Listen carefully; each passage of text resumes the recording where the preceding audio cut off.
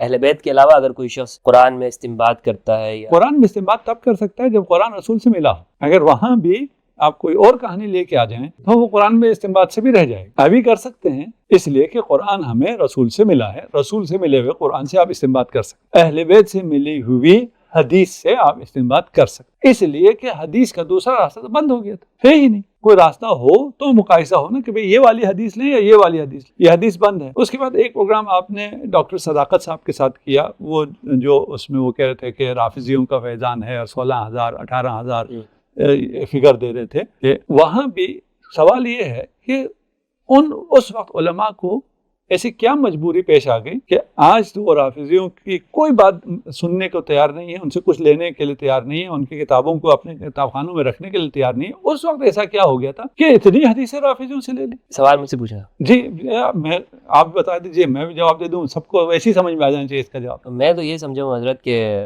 چونکہ باقی سب نے تو منع کیا تھا نا حدیثیں لکھنے کا، تو حدیثیں صرف رافضیوں کے پاس ہی تھی، یعنی ان لوگوں کے پاس جو امام علی کے شیعہ تھے ان کے پاس حدیثیں لکھی ہوئی تھی، باقی کسی کے پاس حدیثیں موجود نہیں تھی. اس لیے جب بعد میں بخاری اور احمد بن حنبل یہ لوگ مجبور ہوئے انہوں نے وہاں سے دین لینے پہ، اس کے علاوہ نہیں تھا نا، تھا ہی نہیں، وجود ہی نہیں تھا. وہی تھا. تو اس لیے اگر آپ کہتے ہیں کہ فقہ الآل نہیں ہے تو آپ کے پاس بھی فقہ نہیں ہے. اگر آپ کہتے ہیں حدیث اہل بیت کے سلسلے سے نہیں ہے تو آپ کے پاس بھی نہیں ہے. آپ کے پاس جو تھوڑا بہت ہے وہ اسی سرچشمے سے ہے، فیضان روافض ہے. فیضان روافض ہے. اب اسی سرچشمے پہ جب آپ کو بلائیں تو آپ کہتے ہیں یہ نہیں ہے. اگر یہ نہیں ہے تو آپ کے پاس تو جو اس میں سے چند قطرے پہنچے ہوئے ہیں وہ کہاں سے ہو گیا؟ آپ کہاں سے معتبر ہو گئے؟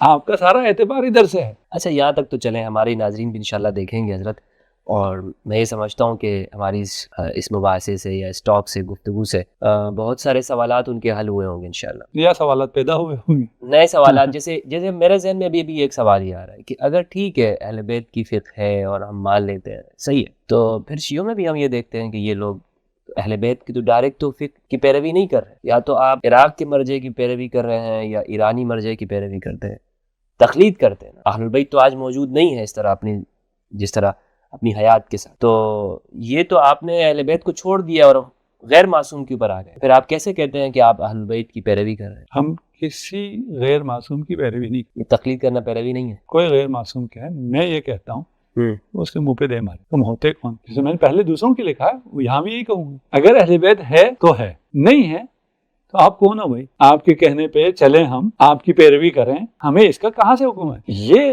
جو فقہا جن کی ہم تقلید کرتے، ہمارے کچھ جاہل کہتے ہیں کہ ہم ائمہ کی تقلید کرتے ہیں. ائمہ کی تقلید نہیں ہوتی، ائمہ کی پیروی ہوتی ہے، ائمہ کی اطاعت ہوتی ہے. مجتہد کی پیروی نہیں ہوتی، مجتہد کی اطاعت نہیں ہوتی، مجتہد کی تقلید ہوتی ہے. تقلید گلے میں پھندے ڈالنے کو کہتے ہیں. جن بیچارے جاہلوں کو پتہ نہیں ہے تو وہ کہتے ہیں نا کہ ہم ائمہ کی تقلید کرتے ہیں.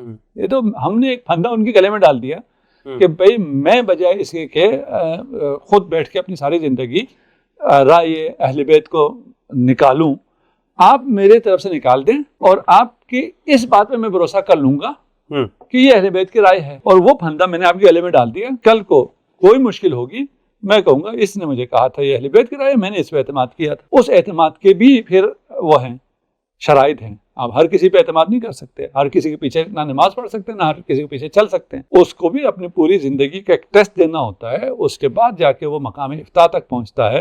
آپ کے احترام کے ساتھ آپ مفتی ہیں جی، آپ فتویٰ دے سکتے ہیں کہ میں آپ سے عمر میں بھی زیادہ ہوں اور عمر میں جتنا زیادہ ہوں اتنا زیادہ میں نے تعلیم حاصل کی ہوئی ہے اور میں نے محنت بھی بہت کی ہوئی ہے، لیکن میں مفتی نہیں ہوں.